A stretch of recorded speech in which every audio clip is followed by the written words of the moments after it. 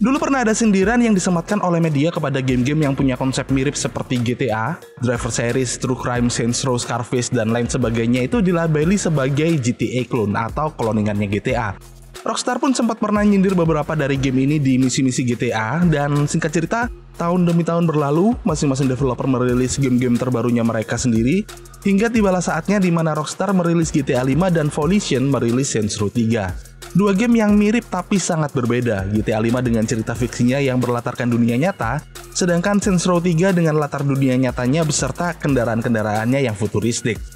Hingga pada akhirnya tibalah kita di tanggal 12 Desember 2017 di mana Rockstar merilis DLC Doomsday Heist untuk GTA Online, yang notabene berisikan sebuah heist baru dan banyak kendaraan-kendaraan militer beserta senjata-senjata yang futuristik. Lalu setengah tahun kemudian, tepatnya pada tanggal 24 Juli 2018, Rockstar merilis DLC After Hours yang memberikan sebuah bisnis baru berupa nightclub beserta kendaraan super futuristik yang sangat dibenci sekaligus sangat dicintai oleh komunitasnya, Oppressor Mark II. Meskipun kedua DLC ini memberikan nuansa baru di GTA Online, tapi di saat yang bersamaan muncul perbincangan di komunitas mengenai mengapa Rockstar memberikan kendaraan-kendaraan dan berbagai senjata yang futuristik ini, yang notabene mirip seperti apa yang ada di dalam game Saints Row 3. Dan puncak dari perbincangan ini adalah ketika akun resminya Saints Row tiba-tiba nge-tweet, "Sekarang siapa yang meniru siapa? Absolute Cinema." Tapi di luar itu pertanyaannya kembali sama, yaitu mengapa tiba-tiba pada saat itu Rockstar memberikan kita kendaraan-kendaraan dan berbagai senjata yang futuristik. Apakah benar pada saat itu Rockstar udah kehabisan ide dan akhirnya nyontek Saints Row? Atau ada jawaban lain di balik semua ini? Mungkin jawabannya bisa kita temukan bila kita kembali ke zaman dahulu kala, tepatnya tanggal 26 Oktober 2004, tanggal di mana terlahirnya sebuah video game legendaris yang kita kenal dengan nama Grand Theft Auto San Andreas. Untuk memulai cerita ini, alangkah baiknya kalau kita sedikit membahas latar belakang di balik semua ini supaya teman-teman yang baru gabung bisa tahu awal mulanya kayak gimana. Ceritanya sebenarnya udah kita bahas secara detail di video sebelumnya berjudul Kisah Nyata di Balik Alien dan UFO di GTA. Videonya juga bisa teman-teman temukan di kanan atas atau di bagian deskripsi dari video ini. Jadi semuanya bermula di tahun 1947 di sebuah kota kecil bernama Roswell di negara bagian New Mexico. Ada seorang peternak lokal bernama Mac Brazel yang menemukan serpihan-serpihan aneh seperti telah terjadi sebuah peristiwa pesawat jatuh. Tapi setelah diperiksa, material dari serpihan-serpihan ini terlihat sangat tidak biasa, seperti terbuat dari material-material yang tidak bisa ditemukan di bumi. Gak lama kemudian, pihak militer merilis pernyataan resmi bahwa mereka telah menemukan sebuah UFO yang terjatuh. Berita ini langsung aja jadi viral di seluruh Amerika Serikat. Tapi sehari setelahnya, pihak militer itu merevisi pernyataannya tadi dengan mengatakan bahwa yang mereka temukan itu ternyata bukanlah sebuah UFO, melainkan sebuah balon cuaca yang mereka gunakan dalam sebuah proyek bernama Project Mogul. Gara-gara ini, publik Amerika Serikat banyak yang mempercayai bahwa pemerintah Amerika Serikat itu sebenarnya menutup-nutupi fakta tentang UFO tadi. Dan singkat cerita, segala sesuatu tentang UFO, alien, serta cover-up yang dilakukan oleh pemerintah ini lantas menjadi salah satu teori konspirasi terbesar dalam sejarah. Hal ini berdampak langsung terhadap pop culture di sana, di mana mulai banyak bermunculan film, musik, termasuk video game yang mengangkat cerita tentang teori konspirasi ini. Dan GTA termasuk salah satunya. A few people, it's never been my thing, I have to be honest. I have never been a believer. I have people that Area 51 or whatever it is, I think it's the #1 tourist attraction in the whole country or something. Area 51 in Las Vegas. Do you know that, right? Sure. Salah satu easter egg yang paling terkenal di GTA San Andreas tentu aja Area 69. Karena seperti yang kita tahu, Area 69 ini diangkat dari suatu lokasi misterius di dunia nyata bernama Area 51 yang terletak di pegunungan Nevada. Di dunia nyata, Area 51 nggak pernah berhenti jadi perbincangan, terutama semenjak terjadinya insiden Roswell. Yang baru kejadian nggak lama kemarin adalah sebuah fenomena yang mereka sebut dengan nama Storm Area 51, yang awalnya cuma sekedar sebuah meme di Facebook. Semuanya bermula di bulan Juni 2019, ketika ada seorang pengguna Facebook bernama Matthew Roberts membuat sebuah acara lelucon bertajuk Storm Area 51, They Cannot Stop All of Us, atau dalam bahasa Indonesianya ya, Serbu Area 51, mereka tidak bisa menghentikan kita semua. Acara ini sebenarnya cuma dimaksudkan sebagai candaan aja, tapi dalam waktu yang singkat, tiba-tiba berubah jadi fenomena global yang menarik perhatiannya jutaan orang. Ide utama dari fenomena ini adalah mengajak orang-orang untuk menyerbu pangkalan militer rahasia Area 51 yang udah sejak lama dikait-kaitkan dengan teori konspirasi tentang UFO dan alien yang kita bahas tadi. Mengingat Area 51 ini emang terkenal sebagai lokasi yang sangat tertutup dan sangat dijaga ketat oleh militer. Sehingga ada banyak orang yang percaya bahwa pemerintah Amerika Serikat itu menyimpan sebuah rahasia besar tentang keberadaan makhluk luar angkasa di Area 51. Menariknya, meskipun netizen cuma menganggap Storm Area 51 ini sebagai candaan belaka, tapi pemerintah Amerika Serikat menanggapi meme ini dengan sangat serius. Mereka bahkan memberikan pernyataan resmi dan memperingatkan bahwa Area 51 adalah pangkalan yang dijaga dengan sangat ketat dan segala upaya untuk masuk tanpa izin akan ditanggapi dengan tindakan hukum. It was a joke, but one the Air Force is taking seriously. A Facebook post, an avowed fake designed to get likes, announced a plan to raid the Air Force base in Nevada, known as Area 51. One of the many reasons Air Force officials don't want people to trespass on the base, they are worried some might be killed. Quote, any attempt to illegally access military installations or military training areas is dangerous. Nah, pernyataan ini bukannya bikin orang-orang pada takut, justru mereka jadi semakin penasaran. Hingga pada akhirnya tanggal 20 September 2019, ada ratusan orang yang benar-benar datang di daerah sekitarannya Area 51. Lebih tepatnya di sebuah kota kecil bernama Rachel di Nevada, yang merupakan lokasi terdekat dengan Area 51. Kota ini kecil banget, karena berdasarkan sensus di tahun 2020 kemarin, kota ini cuma berpenduduk 48 orang aja. Tapi setelah mereka ngumpul, bukannya mereka nyerbu Area 51 seperti judul acaranya mereka, yang terjadi justru lebih mirip kayak festival di mana mereka mengadakan pesta bertemakan alien dan ngobrolin soal teori konspirasi ini. Nah, terus pertanyaannya, apa sih yang sebenarnya ada di dalam Area 51 dan kenapa lokasi ini diletakkan di sebuah daerah terpencil yang dijaga ketat sama militer? Sayangnya sebagai publik sipil biasa, kita nggak akan tahu. Bahkan mereka yang warga sipil Amerika aja nggak ada yang tahu. Sekali lagi, nggak ada yang tahu. Dan sejauh yang kita tahu, hanya ada satu warga sipil yang tahu tentang Area 51. And it was in the demonstration of the reactor working where it caught my attention to where this is technology that doesn't even exist.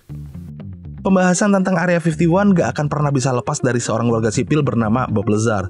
Dia adalah seorang whistleblower yang mengaku bahwa dia pernah bekerja di sebuah fasilitas rahasia bernama S4, yang menurut klaimnya dia masih terletak di dalam wilayahnya Area 51.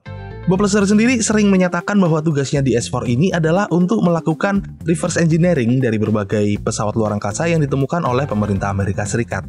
Reverse engineering sendiri nggak lain adalah proses membongkar atau menganalisis sesuatu, baik itu hardware maupun software, untuk memahami bagaimana cara kerjanya barang tersebut. Tujuannya bukan untuk mencontek produk tersebut secara langsung, melainkan untuk mendapatkan gambaran umum tentang desain, struktur, fungsi, ataupun mekanisme kerjanya. Kira-kira seperti itulah tugas utama Bob Lazar di S4. Intinya untuk mengetahui cara kerja UFO yang mereka temukan dan menggunakan teknologi dari UFO ini ke dalam apapun itu yang akan mereka buat nanti. Selain itu, ada sedikit Easter egg di sini, yaitu Bob Lazar mengaku bahwa dia pernah bekerja sebagai seorang fisikawan di Los Alamos National Laboratory.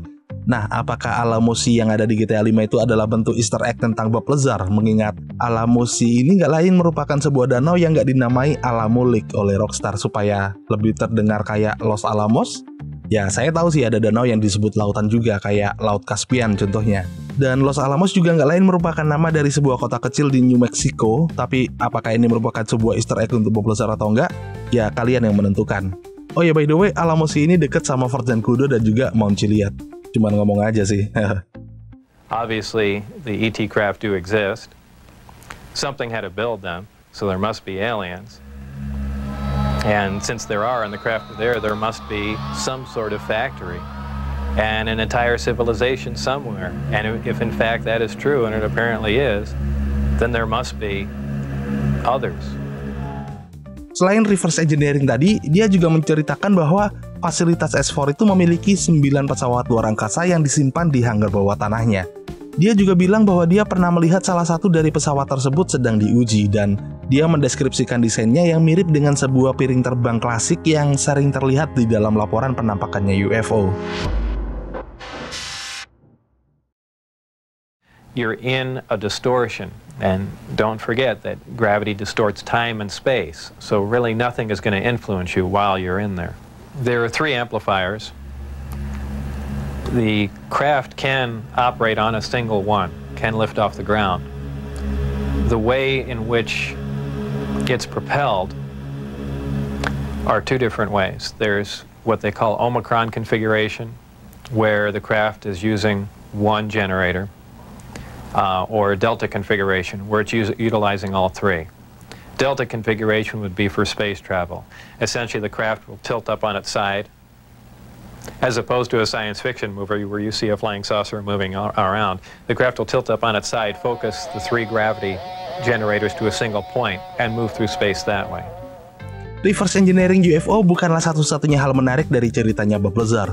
Kalau kita kembali ke tahun 1989, yang nggak lain merupakan tahun di mana Bob Lazar itu menceritakan untuk pertama kalinya tentang sebuah elemen bernama elemen 115 yang notabene pada saat itu nggak bisa ditemukan di bumi dan juga belum ditemukan di tabel periodik. Elemen 115 ini adalah inti dari teknologi propulsi garis miring bahan bakar yang digunakan oleh pesawat luar angkasa alien yang dia kerjakan. Bob Lazar mengungkapkan bahwa elemen 115 ini digunakan sebagai dalam tanda kutip bahan bakar utama yang menghasilkan medan gravitasi yang memungkinkan pesawat alien untuk melakukan perjalanan interstellar dengan cara yang tidak mungkin dijelaskan oleh fisika konvensional kita pada saat itu. Bob Lazar menggambarkan cara kerjanya dengan menyatakan bahwa ketika elemen 115 ini ditempatkan di dalam reaktor alien, elemen ini akan menjadi sumber energi yang luar biasa yang menghasilkan antigravitasi dengan cara mengubah interaksi gravitasi melalui mekanisme yang sangat rumit. Dan ini membuat pesawat luar angkasa tersebut tidak terbang seperti pesawat biasa yang melawan gravitasi, melainkan memanipulasi gravitasi itu sendiri sehingga pesawatnya bisa bergerak bebas ke segala arah tanpa hambatan. Bob Lazar juga sering menekankan bahwa teknologi ini sangat jauh melampaui apa yang dimiliki manusia pada saat itu. Bahkan dia menyebut bahwa semua fisikawan di bumi ini nggak akan mampu untuk memahami sepenuhnya tentang bagaimana cara kerja dari elemen 115 ini. Tapi dia mungkin salah, karena di bulan Agustus tahun 2003, tim gabungan ilmuwan Rusia dan Amerika Serikat menemukan sebuah unsur baru bernama moskovium melalui proses sintesis yang pada akhirnya masuk ke dalam tabel periodik dengan nomor atom 115.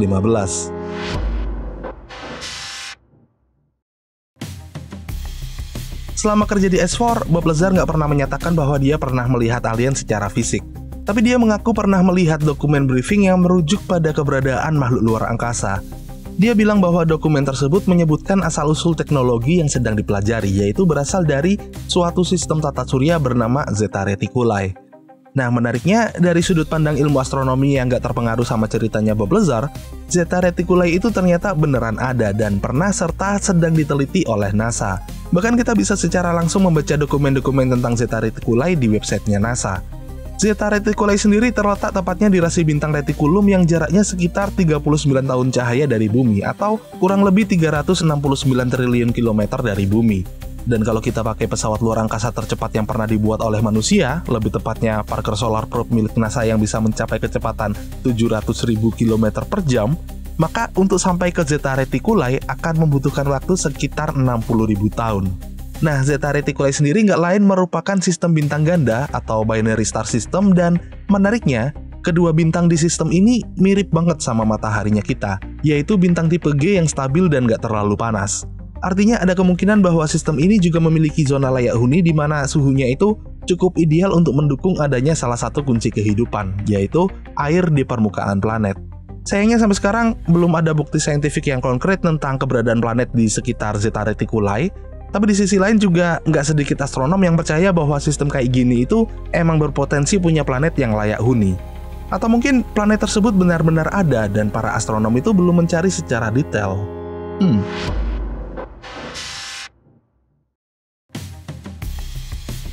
Di titik ini kita semua udah tahu tentang insiden Roswell yang terjadi di tahun 1947. Dan dari apa yang kita tahu, tidak ada jasad alien yang ditemukan selamat dalam insiden tersebut. Tapi yang tidak kita ketahui adalah bahwa 2 tahun setelah kejadian Roswell, terjadi lagi satu insiden yang sama, nggak jauh dari lokasi insiden pertama. Bedanya, kali ini mereka menemukan satu alien yang selamat dari kecelakaan tersebut. Satu di antara 5 jasad alien lainnya yang udah mati. Pihak militer lantas menamai makhluk ini Extraterrestrial Biological Entities, singkatnya EBI-1. Makhluk ini kemudian dibawa ke sebuah fasilitas rahasia di Los Alamos, New Mexico, dan selama 5 tahun sebelum makhluk ini meninggal, pihak militer mempelajari IB-1 dan bahkan bisa berkomunikasi dengan gerakan tangan. Dan hasil dari komunikasi ini, pihak militer mendapatkan informasi bahwa kaumnya IB-1 yang kemudian disebut dengan nama Ebens, ternyata sudah sering mengunjungi bumi selama 2000 tahun lebih. IB-1 kemudian menawarkan pihak militer bahwa dia akan memberikan teknologi Ebens jika pihak militer itu mengizinkan dia untuk memperbaiki alat komunikasi yang ditemukan di UFO miliknya. Tujuannya ya jelas supaya IB-1 ini bisa menghubungi kaumnya yang ada di planet asalnya. Dan tentu aja pihak militer setuju. Pihak militer pada akhirnya menamai planet tempat asalnya IB-1 ini dengan nama planet Serpo. Planet Serpo sendiri terletak di sebuah sistem tata surya bernama Zeta Reticuli yang udah kita bahas tadi. Singkat cerita, setelah berhasil menjalin komunikasi dengan kaum yang ada di planet Serpo, kedua pihak ini sepakat untuk menjalin kerjasama dengan tujuan untuk saling mempelajari kehidupan di kedua planet serta saling bertukar teknologi. Hingga pada akhirnya di tahun 1965, ada 12 orang warga negara Amerika Serikat dipilih untuk pergi ke planet Serpo dengan catatan jika mereka kembali ke bumi, semua catatan hidupnya akan dihapus dan mereka akan hidup di dalam karantina dan menghabiskan seluruh masa hidupnya sebagai aset rahasia militer. Mereka setuju dan akhirnya berangkat menempuh perjalanan selama 9 bulan menggunakan pesawat alien yang menggunakan prinsip fisika yang jauh lebih maju daripada teknologinya manusia. Dan sesampainya mereka di planet Serpo, mereka mempelajari bahwa planet ini memiliki 2 matahari, memiliki suhu yang lebih panas daripada bumi, dan atmosfer yang hampir mirip tapi dengan tingkat oksigen yang lebih rendah. Dari 12 orang yang berangkat tadi, hanya ada 8 orang yang kembali ke bumi di tahun 1978. 2 orang meninggal di planet Serpo akibat gagal adaptasi dengan atmosfer yang ada di sana, dan 2 orang lainnya memilih untuk menetap di planet Serpo. Cerita barusan adalah inti dari teori konspirasi yang dikenal dengan nama Project Serpo yang mulai ramai diperbincangkan di awal tahun 2000-an setelah seorang anonimus yang mengaku sebagai mantan anggota Defense Intelligence Agency membeberkan detailnya di internet. Lengkap dengan berbagai detail tentang dokumentasi Roswell, proses ahli teknologi, dan bahkan sampai bahasa tertulis yang digunakan oleh kaum Ebens. And it's flying in a very erratic manner, which was very puzzling to us. But this is 61. We'd heard UFO. Well, actually, in those days they called them flying saucers. We had no idea what a flying saucer looked like, but we had no fear, just curiosity. We were trying to identify this craft. Sekarang kita kembali ke tahun 1961, di mana ada sepasang suami istri bernama Betty dan Barney Hill yang saat melakukan perjalanan melalui wilayah New Hampshire, mereka melihat cahaya terang yang kemudian berubah menjadi pesawat berbentuk piring. Setelah kejadian itu, mereka kembali dan merasa kehilangan beberapa jam waktu yang tidak dapat mereka jelaskan. Kemudian mereka menjalani sesi hipnosis regresif untuk membuka ingatan mereka tentang apa yang terjadi di malam tersebut. Dan dalam kondisi terhipnotis, Betty menceritakan detail pengalamannya bahwa ternyata di malam itu, Betty berada di dalam sebuah pesawat alien. Dia juga menceritakan bahwa makhluk-makhluk tersebut menunjukkan kepadanya sebuah peta bintang atau star map. Dalam peta tersebut digambarkan jalur perdagangan antar sistem bintang yang digunakan oleh para alien, serta beberapa lokasi yang mereka kunjungi secara rutin. Betty menggambarkan peta ini dengan berbagai bintang yang terhubung dengan garis-garis tertentu, dan bagi Betty, peta ini sangat gak masuk akal. Tapi bagi seorang astronom bernama Marjorie Fish, peta ini sangat masuk akal. Gak lama setelah mendengarkan kisah tentang Betty dan Barney Hill, Marjorie Fish langsung berinisiatif untuk mencari sistem bintang yang digambarkan oleh mereka dalam sesi hipnotis tadi. Dia menggunakan model 3 dimensi yang terbuat dari manik-manik dan benang gitu untuk mensimulasikan susunan bintang dalam skala radius 50 tahun cahaya dari bumi. Singkat cerita, setelah proses yang panjang, dia berhasil mengidentifikasi bahwa petanya Betty ini cocok dengan tata letaknya Zeta Reticuli 1 dan 2. Dan dalam modelnya ini, Zeta Reticuli terlihat sebagai pusat dari jaringan jalur perdagangan antar bintang yang digambarkan oleh Betty Hill. Dan menariknya, kisah ini muncul sebelum Bob Lazar muncul ke publik. Dan menariknya lagi, bintang-bintang lain yang ada di sekitaran Zeta Reticuli yang ada di gambar petanya Betty itu belum semuanya diketahui oleh para astronom pada tahun 1961. Tapi beberapa di antaranya kemudian ditemukan secara bertahap oleh teleskop modern, yang pada akhirnya semakin memperkuat validitas ceritanya Betty Hill.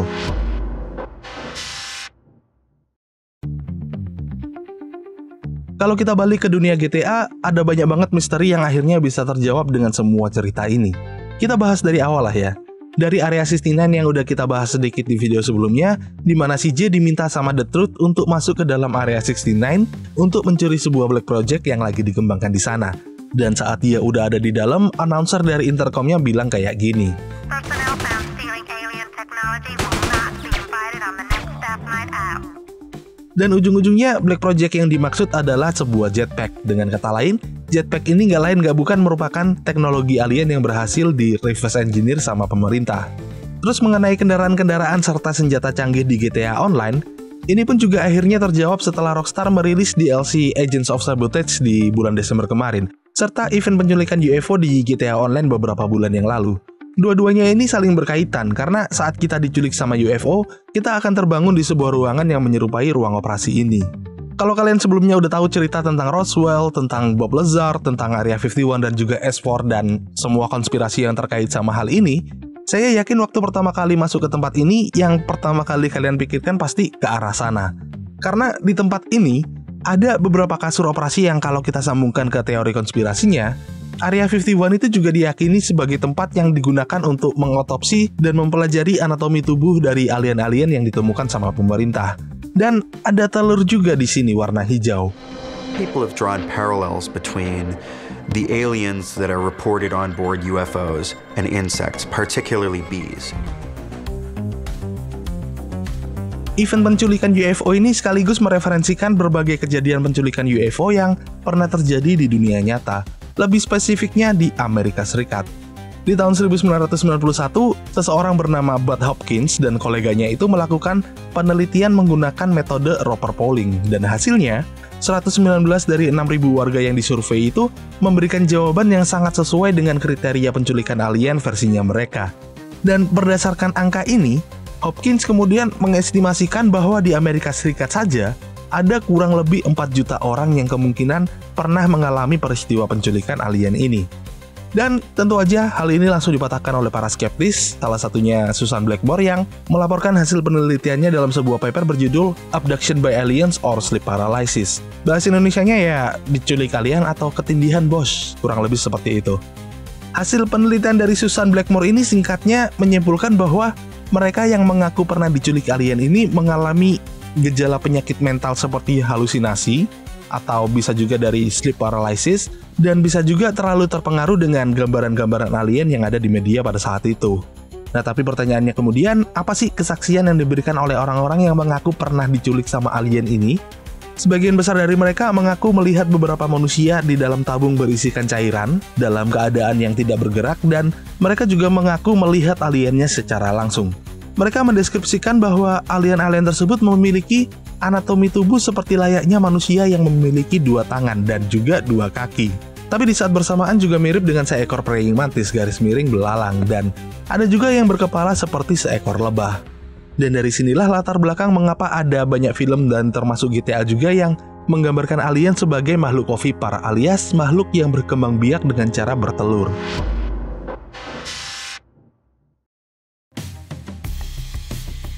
Selain dalam tanda kutip telur alien tadi, di fasilitas rahasia setelah kita diculik sama UFO ini, kita bisa menemukan beberapa hal lainnya seperti Oppressor Mark II dan juga blueprint dari jetpacknya GTA San Andreas. Secara nggak langsung, Rockstar berusaha menyampaikan bahwa kedua benda ini nggak lain merupakan hasil reverse engineering dari teknologi-teknologi alien yang ditemukan oleh pemerintah. Karena ternyata, fasilitas rahasia ini nggak bukan merupakan fasilitas yang terletak di bagian bawah tanahnya Fort Zancudo. Lalu apakah ini artinya Fort Zancudo adalah Area 69 di GTA San Andreas? Untuk pertanyaan ini, jawabannya bisa kita temukan di DLC terbaru GTA Online yang rilis di bulan Desember kemarin.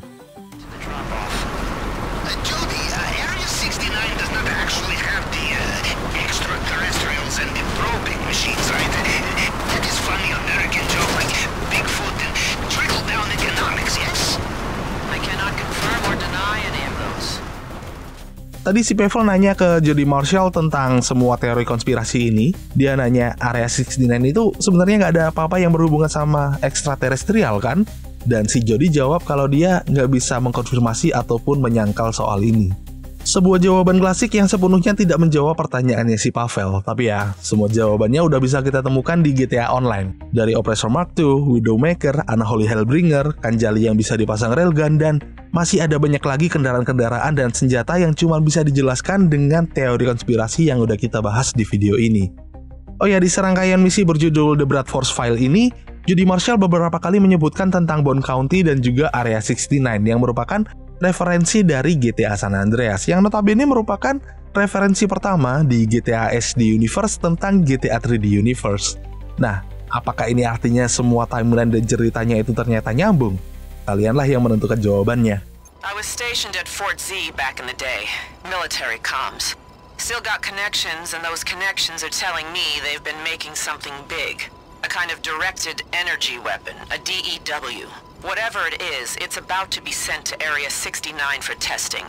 It's a serious trek to Bone County in the back of a Scarab. DLC ini juga pada akhirnya menjawab siapa dalang dibalik semua teknologi-teknologi canggih berbau alien yang ada di GTA Online. Sebuah instansi pemerintah yang logonya itu bisa kita temukan di berbagai penampakan UFO, baik di GTA Online maupun di GTA 5. Perkembangan teknologi di dunia nyata pun mirip-mirip sama perkembangan yang ada di dunianya GTA. Peradaban manusia tertua yang diakui adalah peradaban Mesopotamia yang ada sekitar 4.000 sampai 3.500 tahun sebelum Masehi. Dan semenjak itu, perkembangan teknologi berkembang secara perlahan, dari teknologi pertanian, teknologi tanah liat, bangunan, dan seterusnya. Teknologi terus berkembang, tapi secara perlahan selama ribuan tahun. Hingga di tahun 1903 saat pesawat baru berhasil diterbangkan untuk pertama kalinya oleh Wright Brothers. Dari teknologi pesawat pertama sampai teknologi yang mendaratkan manusia pertama di bulan hanya membutuhkan waktu 60 tahun. Pertanyaannya, bagaimana teknologi modern bisa berkembang dengan sangat cepat? Suatu pertanyaan dari pemercaya teori konspirasi yang muncul sejak terjadinya insiden Roswell. Belum lagi dengan teknologi sekarang yang jauh lebih canggih, fiber optik misalnya, yang mulai digunakan sejak tahun 60-an. Bagaimana para ilmuwan bisa menemukan cara untuk melakukan transmisi data dengan kecepatan tinggi melalui gelombang cahaya? Lalu, bagaimana para ilmuwan bisa menemukan teknologi canggih lainnya seperti microchip, Kevlar, night vision, sampai AI? Semua bisa ditemukan dalam waktu yang sangat singkat. Apakah memang pendanaan lembaga riset mereka itu memang seefektif itu?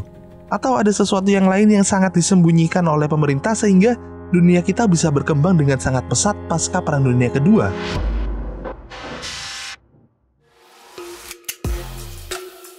Jujur aja video tentang Area 69 ini udah lama banget gak kesentuh di draft saya. Pengen saya selesain pas kelarin video-video dibuang sayang waktu sebelum pensi dulu. Tapi karena ada satu plot hole yang nggak bisa saya temukan di dunia GTA, akhirnya ya mangkrak bertahun-tahun dan karatan. Dan saya bersyukur banget sama Rockstar yang mau mengisi plot hole tadi melalui DLC GTA Online-nya bulan Desember 2024 kemarin. Tapi masih ada satu plot hole nih Rockstar tentang Mount Chiliad. Satu plot hole yang mereka jawab pada DLC tertentu di masa depan mungkin akan bisa menjawab sebuah misteri besar bahwa Mount Chiliad adalah versi fiksi dari salah satu gunung paling misterius di dunia yang terletak di California. Sekaligus menjawab pertanyaan kita semua yang diwakili oleh komentar dari pesatir handal ini tentang kenapa kok masalah-masalah yang berbau alien pasti tempat pusatnya ada di Amerika Serikat. Saya sendiri tahu jawabannya yang berdasarkan teori konspirasi di dunia nyata, tapi untuk menemukan hubungannya secara penuh dengan GTA itu, ya nggak bisa gara-gara adanya satu plot hole ini. Atau sebenarnya bisa dijawab meskipun ada plot hole. Kita lihat aja nanti. Dan demi apapun kawan-kawan, saya bukan konspirasi teoris, saya bukan orang yang percaya atau tidak percaya sama teori-teori konspirasi. Saya cenderung ada di tengah-tengah alias bodoh amat. Suka sih dengerin cerita-ceritanya karena menggugah pikiran gitu kan. Tapi saya nggak akan langsung percaya dan juga nggak mau menghina ataupun merendahkan orang-orang yang percaya. Toh ya, saya juga cuma seorang WNI yang nggak punya kapasitas untuk menilai semuanya ini beneran pernah terjadi atau cuman akal-akalannya pemerintah. Dan tenang aja, saya masih percaya kalau bumi itu masih bulat. Sedikit klarifikasi aja sih biar opini-opini liar itu nggak muncul. Dan di akhir dari video ini saya mau bilang makasih banyak buat Bang Neorif yang ngebantu banget buat riset video ini. Tanpa bantuannya mungkin kita bakal masih nge-stuck di plot hole-nya Area 69 sampai sekarang. Serta makasih banyak buat teman-teman yang udah nonton videonya sampai habis. Terima kasih juga untuk para member yang langsung support channel ini setelah jadi Lazarus yang bangkit dari kematian. Membership dari kalian benar-benar sangat membantu karena ya YouTuber kecil macam kita-kita gini nggak bisa ngandelin banyak dari AdSense Indonesia. Dan untuk teman-teman yang pengen bantu membership tapi nggak bisa, saya mohon jangan dipaksakan, tetap utamakan keperluan kalian di kehidupan nyata karena itu yang paling utama. Dan satu lagi, saya mungkin bakal bikin channel baru untuk membahas cerita-cerita seperti di video ini, tapi yang nggak dikaitkan sama GTA. Karena ada banyak hal baru yang saya temuin selama proses riset yang ternyata belum banyak dibahas sama konten kreator lainnya di Indonesia. Dan juga karena topik kayak gini itu susah dan lama banget proses risetnya, jadi rada sayang aja kalau algoritmanya itu difokusin ke algoritma yang berkaitan sama GTA doang. Nama channelnya bakal saya ambil dari 2 ekor kucing yang sudah menyelamatkan dan mengisi hidup saya, Milo sama Ozzy. Jadi ya kalau topiknya sesuai sama minatnya teman-teman ya silakan mampir, tapi kalau enggak ya jangan dipaksakan juga. Dan segitu dulu videonya, sampai ketemu lagi di video selanjutnya. Jangan lupa jaga kesehatan fisik dan mental. Bye bye and have a nice day.